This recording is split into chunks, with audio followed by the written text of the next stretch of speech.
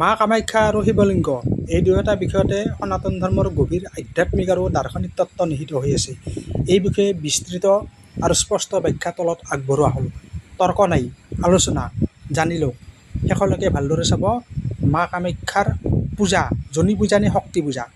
মা কামাখ্যাৰ পূজা প্ৰকৃততে আদ্য শক্তি মহামায়াৰ পূজা, য'ত কোনো মৃন্ময় মূৰ্তি নাই। ইয়াত জনীৰূপী শিলাই মাতৃশক্তিৰ প্ৰতীক হিচাপে পূজা দিয়ে।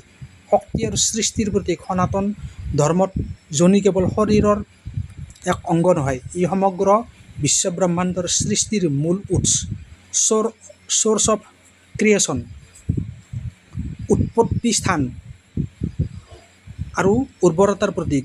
পীঠস্থানৰ পৌৰাণিক কাহিনী অনুসৰি দক্ষৰ যজ্ঞৰ সময়ত শিৱনিন্দা শুনি সতীৰ দেহত্যাগ হোৱাত শিৱই সতীৰ মৃতদেহ কান্ধত লৈ বিচৰণ কৰি ঘূৰি ফুৰাত তেতিয়া ভগৱান বিষ্ণুৱে মহাদেৱৰ বিৰহ নৃত্য শান্ত কৰিবলৈ দেৱী সতীৰ মৃতদেহ সুদৰ্শন চক্ৰৰে খণ্ড বিখণ্ডিত কৰিছিল। তেতিয়া কামৰূপৰ নীলাচল পাহাৰত দেৱীৰ যোনি গৰ্ভ সৃষ্টি শক্তি খণ্ডটো পৰিছিল। সেয়েহে এই স্থান 51খন শক্তিপীঠৰ 40 নম্বৰ মহাপীঠ বা সিদ্ধপীঠ হিচাপে গণ্য কৰা হয়। আধ্যাত্মিক তত্ত্ব। ইয়াত জনী পূজা কৰাৰ অৰ্থ হ'ল সমগ্ৰ সৃষ্টিৰ যি মূল কাৰণ, অৰ্থাৎ জাগতিক আৰু ব্ৰহ্মাণ্ডীয় শক্তি, ডিভাইন শক্তি, তাক পূজা কৰা, অৰ্থাৎ ই জনীৰূপত ভগৱতী শক্তিৰে পূজা। ইয়াত মূল স্থূল শৰীৰতকৈ সূক্ষ্ম সৃষ্টি শক্তিক বেছি প্ৰাধান্য দিয়া হয়। শিৱলিংগৰ প্ৰকৃত অৰ্থ। শিৱলিংগ শব্দটোক লৈ বহু লোকে ভুল বুজাবুজি কৰে।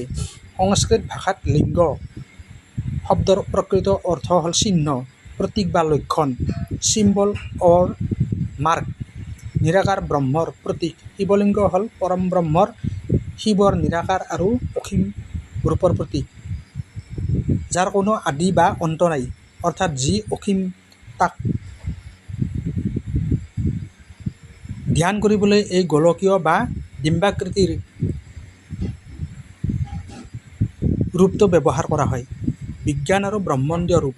আধুনিক বিজ্ঞানৰ মতে সমগ্ৰ ব্ৰহ্মাণ্ড, পৰমাণু, এটম আৰু গ্ৰহ নক্ষত্ৰবোৰৰ কক্ষপথত এক ডিম্বাকৃতিৰ শিৱলিংগ এই সমগ্ৰ বিশ্বব্ৰহ্মাণ্ডৰ শক্তি আৰু গঠনকে প্ৰতিনিধিত্ব কৰে। পুৰুষ আৰু প্ৰকৃতিৰ মিলন। শিৱলিংগৰ তলৰ অংশটোক পীঠ বা আভুৱা, গৌৰীপট্ট, যোনি আৰু ওপৰৰ অংশটোক লিংগ বোলা হয়। ই হ'ল পুৰুষ আৰু প্ৰকৃতি, এই দুয়োৰে অভিন্ন মিলনৰে প্ৰতীক। প্ৰকৃতি অবিহনে পুৰুষ